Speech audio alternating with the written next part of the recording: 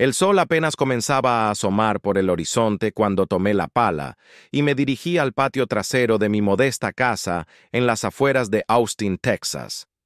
Era un sábado ordinario, o al menos eso pensaba. Mi esposa llevaba meses insistiéndome en que arreglara ese maldito drenaje que se inundaba cada vez que llovía. Después de posponerlo durante semanas, finalmente había cedido. Cavé el primer palotazo en la tierra seca y rocosa. Luego el segundo. Al tercero, escuché un sonido metálico que hizo vibrar la pala hasta mis manos. Pensé que había golpeado una tubería vieja o quizás algún desecho enterrado por los antiguos dueños. Pero cuando aparté la tierra con las manos, mis dedos tocaron algo frío, pesado y brillante. Era oro, oro puro. Una barra del tamaño de un ladrillo, marcada con símbolos extraños que nunca había visto. Mi corazón comenzó a latir tan fuerte que podía escucharlo en mis oídos. Cavé más rápido, con las manos temblando. Otra barra. Y otra más. En menos de 30 minutos, había desenterrado lo que parecían ser cientos de barras de oro apiladas con precisión militar, envueltas en lonas enceradas que habían resistido décadas bajo tierra. No podía creerlo. Llamé a mi esposa con la voz quebrada. Cuando ella salió y vio lo que yo estaba viendo, se llevó las manos a la boca y cayó de rodillas. No eran solo unas pocas barras. Era un tesoro masivo, una fortuna que cambiaba vidas, generaciones enteras. Decidimos no decirle a nadie todavía. Esa misma noche, mientras la luna llena iluminaba el patio, seguimos cavando. Descubrimos que el oro se extendía en todas direcciones, como si alguien hubiera enterrado un banco entero bajo nuestra propiedad.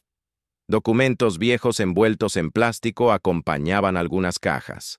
Estaban escritos en alemán.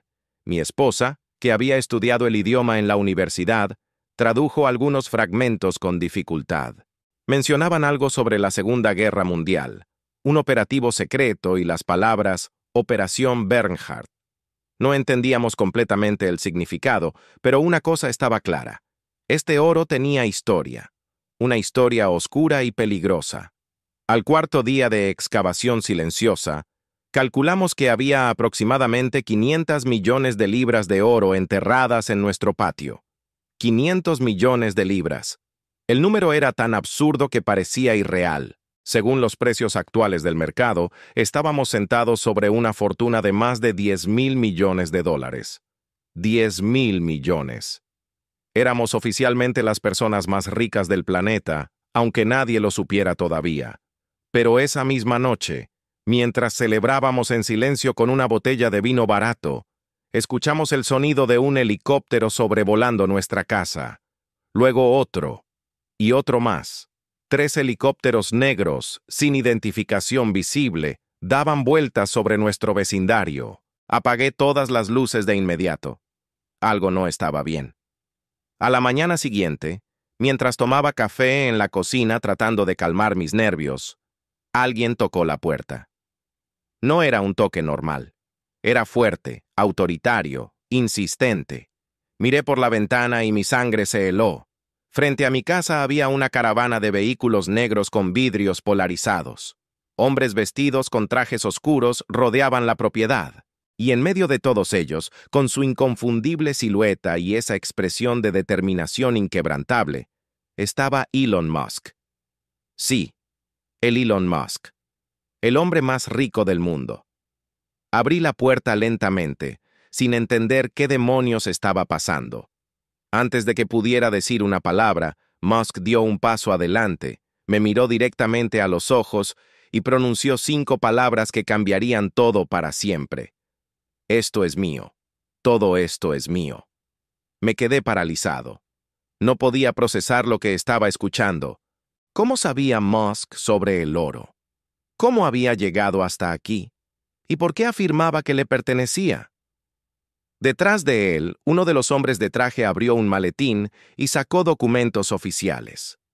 Musk habló con esa voz calmada pero firme que todos conocen de sus entrevistas. Me explicó que había comprado esta propiedad hacía años a través de una de sus múltiples compañías subsidiarias.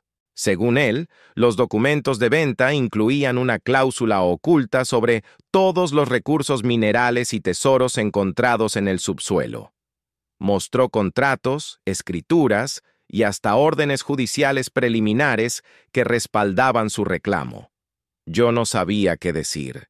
Mi esposa apareció detrás de mí, temblando. Pero entonces recordé algo crucial. Esta casa la habíamos comprado de segunda mano hacía solo 3 años. El vendedor era un anciano llamado Harold Peterson, un veterano de guerra que había vivido aquí durante 50 años antes de mudarse a un asilo. Si alguien tenía derechos sobre esta propiedad y lo que había debajo, éramos nosotros. Le dije esto a Musk, pero él simplemente sonrió. Esa sonrisa fría que aparece en los memes. Me dijo que sus abogados ya lo habían investigado todo, que Peterson había comprado la propiedad en los años 70 a una empresa fantasma vinculada a operaciones de inteligencia de la Guerra Fría, y que esa empresa, eventualmente, había sido adquirida por una de las primeras compañías tecnológicas de Musk en los años 90. La cadena de propiedad era compleja, pero según él, legalmente inquebrantable. No iba a dejar que este tipo, por más rico y poderoso que fuera, me arrebatara lo que había encontrado en mi propio patio. Le cerré la puerta en la cara. Escuché gritos afuera, amenazas de demandas, pero no me importó. Llamé inmediatamente a un abogado, luego a otro, y a otro más. En total, contacté a 7 bufetes diferentes esa misma tarde. Todos me dijeron lo mismo. Si Elon Musk quería ese oro y tenía aunque fuera un fragmento de base legal, yo no tenía ninguna posibilidad. Me sugirieron que negociara, que aceptara un porcentaje, que no me enfrentara a alguien con recursos ilimitados. Pero yo no soy de los que se rinden fácilmente. Contraté al mejor abogado constitucionalista de Texas, un tipo llamado Robert Chen, que había ganado casos imposibles contra corporaciones gigantes. Amigos, si están disfrutando esta increíble historia, por favor déjenme un comentario diciéndome desde qué ciudad están viendo este video. Me encantaría saber cuántos de ustedes están siguiendo esta locura desde diferentes partes del mundo. Y si aún no lo han hecho, por favor suscríbanse al canal En Busca de Oro. Aquí compartimos las historias más increíbles sobre descubrimientos, tesoros y aventuras que desafían la imaginación. No querrán perderse lo que viene a continuación. Ahora sí, continuemos con esta historia que apenas está comenzando. Robert Chen vino a mi casa esa misma noche. Era un hombre de unos 50 años, de origen asiático, con una reputación legendaria en los círculos legales de Texas. Revisó todos los documentos que Musk había dejado. Examinó nuestras escrituras, investigó durante horas en su laptop. Finalmente, levantó la vista y me dijo algo que nunca olvidaré. Esto va a ser la batalla legal más grande del siglo, y tú estás en el centro de ella. Me explicó que el caso tenía múltiples dimensiones. Primero, estaba la cuestión de la propiedad y los derechos minerales. Segundo, estaba el origen histórico del oro, que podría involucrar reclamaciones internacionales. Tercero, estaba el hecho de que Elon Musk no era solo un millonario cualquiera, sino alguien con conexiones gubernamentales profundas, especialmente después de sus contratos con la NASA y el Departamento de Defensa. Chen me advirtió que esto no sería solo una batalla legal. Sería una guerra mediática, política y personal. Musk tenía el poder de arruinar mi vida si quería. Podía usar sus plataformas de redes sociales para destruir mi reputación. Podía movilizar ejércitos de abogados para enterrarme en litigios durante décadas. Podía incluso usar su influencia para que agencias gubernamentales investigaran cada aspecto de mi vida, buscando cualquier irregularidad para usarla en mi contra. Pero Chen también me dijo algo más. Si yo tenía razón, si el oro realmente me pertenecía legalmente, entonces tenía la obligación moral de luchar. No solo por mí, sino por todas las personas comunes que son aplastadas por los ultra ricos cada día. A la mañana siguiente, presentamos una contrademanda. No solo defendíamos nuestros derechos sobre el oro, sino que acusábamos a Musk de intimidación, acoso y uso indebido de procesos legales. La noticia explotó en los medios en menos de 2 horas. CNN, Fox News, MSNBC. Todos cubrían la historia. Hombre común encuentra tesoro de oro y se enfrenta a Elon Musk. Los titulares eran sensacionalistas, pero captaban la esencia del drama. Las redes sociales se dividieron instantáneamente. La mitad de la gente me apoyaba, viéndome como el David contra el Goliat moderno. La otra mitad me llamaba codicioso, oportunista, incluso ladrón. Musk tuiteó esa tarde: "La verdad siempre prevalece. Los documentos no mienten". El tuit obtuvo 3 millones de likes en 1 hora. Pero entonces sucedió algo que nadie esperaba. Un periodista de investigación de The New York Times llamó a mi abogado. Había estado investigando la historia del oro por su cuenta y había descubierto algo fascinante. Los documentos que encontramos en alemán, los de la Operación Bernhard, eran auténticos. Durante la Segunda Guerra Mundial, los nazis habían lanzado una operación secreta para falsificar moneda británica y desestabilizar la economía aliada. Parte de ese oro falsificado, junto con oro robado de víctimas del Holocausto, había sido escondido en varios lugares del mundo al final de la guerra. Algunos altos oficiales nazis habían huido a América Latina y Estados Unidos, llevando consigo fortunas ocultas. El periodista tenía evidencia de que uno de esos oficiales, un hombre llamado Klaus Richter, había vivido en Texas bajo una identidad falsa durante los años 50. La casa que yo poseía había sido propiedad de Richter antes de que muriera en circunstancias misteriosas en 1962. Su muerte fue catalogada como accidental, pero nunca se investigó a fondo. Después de su muerte, la propiedad pasó por múltiples manos a través de transacciones turbias y empresas fantasma. Esta revelación cambió completamente la naturaleza del caso. Ya no se trataba solo de una disputa entre un ciudadano común y un billonario. Se trataba de oro nazi, crímenes de guerra y justicia histórica. Organizaciones judías de todo el mundo comenzaron a prestar atención. El gobierno alemán emitió un comunicado expresando interés en la investigación. El Departamento de Justicia de Estados Unidos abrió una investigación formal. Todo se estaba saliendo de control de maneras que nunca imaginé. Elon Musk, por su parte, no retrocedió. En una conferencia de prensa improvisada frente a mi casa, rodeado de cámaras y periodistas, declaró que él había comprado la propiedad legalmente y que todos los activos en ella le pertenecían, sin importar su origen histórico. Argumentó que las leyes de propiedad estadounidenses eran claras y que no podían ser anuladas por sentimientos o indignación moral. Dijo que si el oro tenía vínculos con crímenes históricos, él estaría dispuesto a donarlo a organizaciones benéficas apropiadas, pero solo después de que se estableciera su propiedad legal. Sonaba razonable en la superficie, pero yo sabía que era una estrategia. Estaba jugando a largo plazo, tratando de parecer el tipo bueno mientras mantenía su reclamo sobre miles de millones de dólares. Mi vida se convirtió en un circo mediático. Reporteros acampaban frente a mi casa las 24 horas. Drones sobrevolaban constantemente. Perdí mi trabajo porque mi empleador no quería la atención negativa. Mi esposa tuvo que dejar de ir al supermercado porque la gente la reconocía y la acosaba con preguntas. Nuestros hijos, que vivían en otros estados, nos suplicaban que renunciáramos, que aceptáramos un acuerdo y termináramos con esta pesadilla. Pero yo no podía. No cuando sabía que tenía razón. No cuando sabía que miles de personas comunes estaban observando, esperando ver si alguien como yo podía realmente vencer al sistema. El juicio preliminar se llevó a cabo 3 meses después del descubrimiento inicial. La sala del tribunal estaba repleta. Había tanta gente que instalaron pantallas afuera para que cientos de personas pudieran ver los procedimientos en tiempo real. Los abogados de Musk presentaron una pila de documentos de medio metro de altura.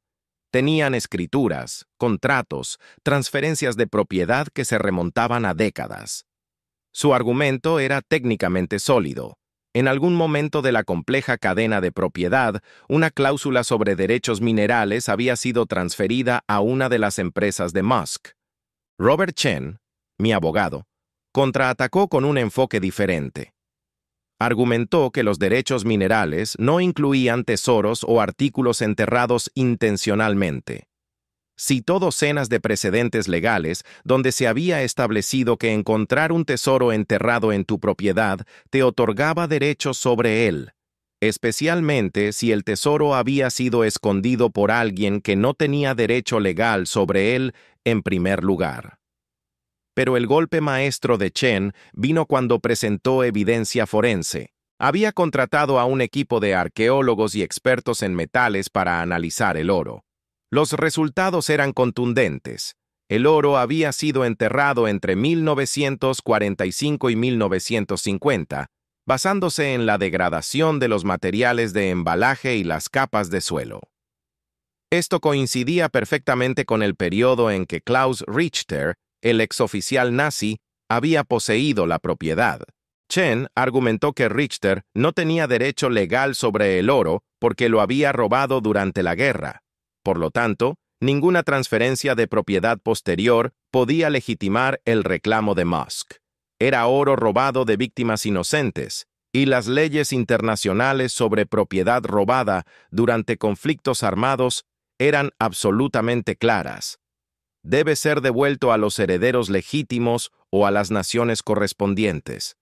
El juez, una mujer de 60 años llamada Sandra Morales, escuchó todos los argumentos durante 2 semanas completas. Luego tomó una decisión que sorprendió a todos. Ordenó que el oro fuera colocado bajo custodia federal hasta que se resolviera completamente el caso. Ni Musk ni yo podíamos tocarlo. Además, ordenó una investigación histórica exhaustiva para determinar el origen exacto de cada barra de oro. Esto significaba que el caso podía durar años, quizás décadas. Yo estaba devastado. Había esperado una resolución rápida, una victoria clara. En cambio, estaba atrapado en un limbo legal sin fin, sin acceso al oro, sin certeza sobre el futuro y con deudas legales que se acumulaban a un ritmo aterrador. Elon Musk pareció estar satisfecho con la decisión. En otro tuit, escribió: "La paciencia siempre gana, la verdad emerge con el tiempo". Pero yo sabía que él tenía una ventaja masiva. Podía permitirse esperar. Tenía recursos infinitos. Yo, por otro lado, estaba quebrándome. Los costos legales ya superaban los $500,000. Había tenido que hipotecar la casa, la misma casa donde encontré el oro. Amigos y familiares me habían prestado dinero. Incluso había lanzado una campaña de crowdfunding en Internet que recaudó otros $200,000 de personas de todo el mundo que creían en mi causa. Pero no era suficiente. No cuando estabas luchando contra alguien que gastaba más en abogados en un día de lo que yo ganaba en un año. Entonces, cuando todo parecía perdido, recibí una llamada inesperada. Era de un hombre que se identificó como David Goldman, nieto de un sobreviviente del Holocausto. Su abuelo, me dijo, había sido un exitoso joyero en Berlín antes de la guerra. Los nazis habían confiscado su negocio, su hogar y todas sus posesiones, incluyendo una colección significativa de oro que había acumulado durante generaciones. David había estado rastreando ese oro durante décadas, trabajando con organizaciones de recuperación de arte y tesoros robados durante la Segunda Guerra Mundial. Cuando leyó sobre mi caso en las noticias, algo hizo clic. Me envió fotografías de documentos antiguos, recibos y registros que su familia había preservado. Algunos de los números de serie en esos documentos coincidían exactamente con los números grabados en las barras de oro que yo había encontrado. Esta era la prueba definitiva del origen del oro. No solo había sido robado durante la guerra, sino que podíamos rastrearlo hasta víctimas específicas. David Goldman quería unirse al caso, no como mi oponente, sino como parte demandante adicional. Su argumento era simple. Si el oro realmente pertenecía a su familia, entonces ni Musk ni yo teníamos derecho a él. Debía ser devuelto a los herederos legítimos de las víctimas originales.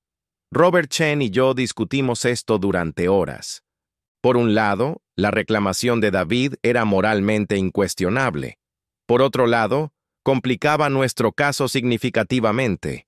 Pero al final, tomamos una decisión que definió todo lo que vino después. Hicimos lo correcto. Invitamos a David Goldman y a otros herederos de víctimas del Holocausto a unirse al caso. Transformamos esto de una batalla legal sobre propiedad en una búsqueda de justicia histórica. Los medios enloquecieron. Esta historia ya no era sobre codicia o disputas legales complejas. Era sobre memoria, justicia y hacer las paces con el pasado. Docenas de familias de sobrevivientes del Holocausto de todo el mundo comenzaron a contactarnos. Cada una traía documentos, fotografías, historias de lo que habían perdido. Formamos una coalición. Contratamos historiadores profesionales y expertos forenses. El Museo Memorial del Holocausto de Estados Unidos ofreció su apoyo. Organizaciones judías internacionales se unieron a nuestra causa. De repente, no era solo yo contra Elon Musk. Era una causa global contra el olvido histórico. Musk intentó adaptarse. Sus abogados argumentaron que él no tenía nada que ver con los crímenes originales y que no debía ser penalizado por la historia. Ofreció públicamente donar cualquier porción del oro que se determinara provenía de víctimas del Holocausto a organizaciones benéficas relevantes, pero solo después de que se confirmara su propiedad legal. Pero la opinión pública se había vuelto en su contra. Por primera vez en su carrera, Elon Musk estaba del lado equivocado de una historia moral. Los activistas organizaron protestas frente a las oficinas de Tesla y SpaceX. Clientes comenzaron a cancelar sus reservas de vehículos. Las acciones de sus compañías cayeron un 7% en una semana. El costo de relaciones públicas era enorme, mucho mayor que cualquier valor que el oro pudiera tener para él. Un día, 6 meses después del inicio de todo esto, recibí otra llamada inesperada. Esta vez era del asistente personal de Elon Musk. Me invitaba a una reunión privada, solo nosotros dos, sin abogados, sin cámaras. Me decía que Musk quería hablar de hombre a hombre. Era obviamente una trampa de algún tipo, pero yo estaba lo suficientemente desesperado y curioso como para aceptar. La reunión se llevó a cabo en una suite privada de un hotel de 5 estrellas en Austin. Cuando llegué, Musk estaba sentado solo, sin guardaespaldas, sin asistentes, solo él, y una botella de whisky caro sobre la mesa. Me invitó a sentarme. Durante los primeros 10 minutos, no hablamos del oro. Hablamos de tecnología, del espacio, de sus planes para Marte. Era extrañamente normal, como si estuviéramos simplemente dos tipos conversando. Luego cambió el tema. Me dijo que respetaba lo que yo había hecho, que la mayoría de las personas habrían aceptado un acuerdo rápido y habrían desaparecido. Pero yo había elegido luchar, incluso cuando las probabilidades eran imposibles. Dijo que eso requería un tipo especial de coraje o estupidez, y él no estaba seguro de cuál. Luego me hizo una oferta. Retiraría todos sus reclamos legales sobre el oro. Apoyaría públicamente que el tesoro fuera devuelto a los herederos de las víctimas del Holocausto. A cambio, quería algo más. Quería que yo trabajara para él. Específicamente quería que liderara una nueva división en una de sus compañías dedicada a rastrear y recuperar tesoros y artefactos históricos robados usando tecnología avanzada.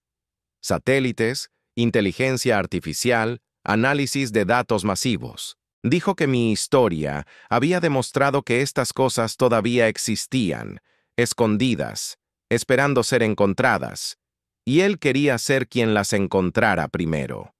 Era una oferta brillante y manipuladora a la vez.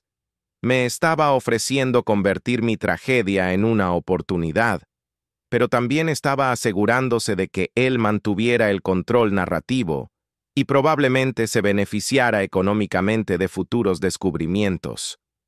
Le dije que necesitaba tiempo para pensarlo. Musk asintió. Me dio una semana. Mientras tanto, el caso continuó avanzando en los tribunales. La investigación histórica estaba produciendo resultados extraordinarios. No solo habíamos identificado de dónde venía una porción significativa del oro, sino que habíamos descubierto toda una red de tesoros nazis escondidos en propiedades a través de Estados Unidos. Mi caso se había convertido en la punta de lanza de una investigación mucho más grande. El FBI estaba involucrado. Interpol estaba involucrado. Era enorme. Una noche, mientras revisaba documentos en mi sala, mi esposa se sentó a mi lado. Llevábamos meses apenas hablando, abrumados por el estrés y la presión. Ella me dijo algo que nunca olvidaré. No importa cómo termine esto, ya ganamos. Le demostramos al mundo que la gente común puede pararse y luchar, que la justicia importa más que el dinero. Tenía razón. Incluso si no veíamos un centavo del oro, habíamos iniciado algo importante. Habíamos forzado una conversación global sobre derechos históricos, justicia para las víctimas de genocidio y los límites del poder corporativo. Decidí rechazar la oferta de Musk, no porque no fuera tentadora, sino porque aceptarla habría sido traicionar todo por lo que había luchado. Esto nunca fue sobre el dinero para mí, aunque al principio lo pareció. Era sobre principios, sobre hacer lo correcto, incluso cuando es difícil, especialmente cuando es difícil. Cuando le comuniqué mi decisión a Musk, él simplemente dijo, «Respeto eso», y colgó el teléfono, pero cumplió su palabra. Una semana después, sus abogados presentaron documentos retirando oficialmente todos sus reclamos sobre el oro. En un comunicado público, Musk declaró que después de una reflexión cuidadosa y consultas con expertos históricos, había determinado que lo moralmente correcto era permitir que el oro fuera devuelto a sus propietarios legítimos o a sus herederos. El caso todavía tomó otros 2 años en resolverse completamente. Los tribunales tuvieron que examinar miles de documentos históricos, realizar pruebas forenses extensivas y adjudicar múltiples reclamos contradictorios. Al final, se determinó que aproximadamente el 70% del oro podía ser rastreado hasta víctimas específicas del Holocausto. Ese oro fue dividido entre los herederos identificados. El 30% restante, cuyo origen no pudo ser determinado con certeza, fue colocado en un fideicomiso administrado por una organización internacional dedicada a la educación sobre el Holocausto y la prevención de genocidios. En cuanto a mi parte, el tribunal determinó que yo tenía derecho a una recompensa del descubridor, equivalente al 5% del valor total del tesoro. Después de impuestos y el pago de todas las deudas legales, me quedé con aproximadamente $20 millones. $20 millones. Una fortuna que cambió mi vida, sin duda.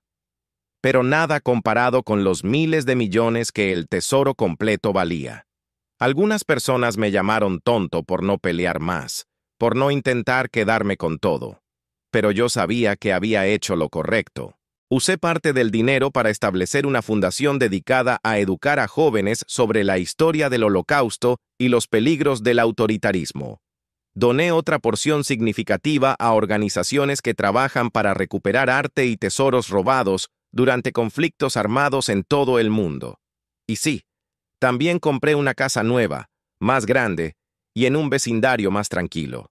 Después de todo lo que pasamos, mi familia se merecía algo de paz. La historia del oro enterrado en mi patio trasero se convirtió en un fenómeno cultural. Se escribieron libros al respecto. Hollywood compró los derechos para una película. Universidades lo usaron como caso de estudio en clases de derecho, ética e historia. Yo di charlas en escuelas y conferencias, compartiendo mi experiencia y las lecciones que aprendí. La lección más importante fue esta. El dinero no es lo más importante en la vida. Los principios sí lo son. La integridad sí lo es. La capacidad de mirar a tus hijos a los ojos y decirles que hiciste lo correcto, incluso cuando fue difícil, eso es lo que realmente importa. En cuanto a Elon Musk, eventualmente lanzó esa división de recuperación de tesoros que me había propuesto. La llamó Athena Historical Recovery y utilizó satélites avanzados y algoritmos de inteligencia artificial para identificar posibles sitios de tesoros enterrados alrededor del mundo. Fue exitoso, por supuesto. Musk tiene una habilidad casi sobrenatural para convertir ideas en realidades rentables, pero también se aseguró de que una porción de cada descubrimiento fuera donada a causas benéficas relevantes. Quizás nuestra batalla le enseñó algo después de todo, o quizás solo era buenas relaciones públicas. Con alguien como Musk, nunca se sabe con certeza. Años después me encontré con él por casualidad en una conferencia tecnológica en Silicon Valley. Estábamos ambos en la fila del café. Nos reconocimos inmediatamente. Hubo un momento incómodo. Luego él extendió su mano. La estreché. Nos sentamos juntos durante unos minutos, bebiendo café y hablando sobre cómo habían cambiado nuestras vidas desde ese día loco cuando apareció en mi puerta. Él admitió que había subestimado mi determinación. Yo admití que había subestimado su disposición a eventualmente hacer lo correcto. No nos convertimos en amigos exactamente, pero llegamos a un entendimiento mutuo. La casa donde encontré el oro eventualmente fue demolida. El gobierno la compró para realizar excavaciones más extensas, asegurándose de que no quedara nada más enterrado. Encontraron algunas monedas adicionales y artefactos menores, pero nada comparable al tesoro original. El sitio ahora es un pequeño parque memorial dedicado a las víctimas del Holocausto. Hay una placa con los nombres de algunas de las personas cuyo oro fue recuperado, junto con una breve historia de lo que sucedió. Visito ese parque a veces, especialmente en aniversarios significativos. Me siento en un banco, observo a los niños jugar y reflexiono sobre lo extraño que es el destino.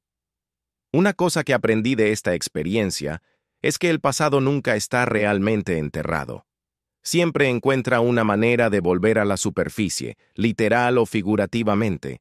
Los crímenes que creemos olvidados siguen enviando ondas a través del tiempo. La justicia puede retrasarse, pero si suficientes personas se preocupan, puede lograrse. No será fácil, no será rápido, pero es posible. Esa es la esperanza que me llevo de toda esta locura. La esperanza de que, incluso en un mundo dominado por los ultrarricos y poderosos, las personas comunes todavía pueden marcar la diferencia cuando encuentran el coraje para pararse y luchar. Mi esposa y yo todavía estamos juntos. Nuestra relación fue probada de maneras que nunca imaginamos, pero salimos más fuertes. Nuestros hijos nos visitaron más frecuentemente después de que todo terminó, orgullosos de que sus padres hubieran hecho algo significativo, algo que importaba. Incluso conocí a algunos de los herederos cuyas familias recuperaron parte del oro robado. Escuché sus historias, las historias de sus abuelos y bisabuelos. Esas conversaciones cambiaron mi perspectiva sobre todo. Me hicieron entender que este nunca fue sobre mí o Musk o dinero. Era sobre memoria,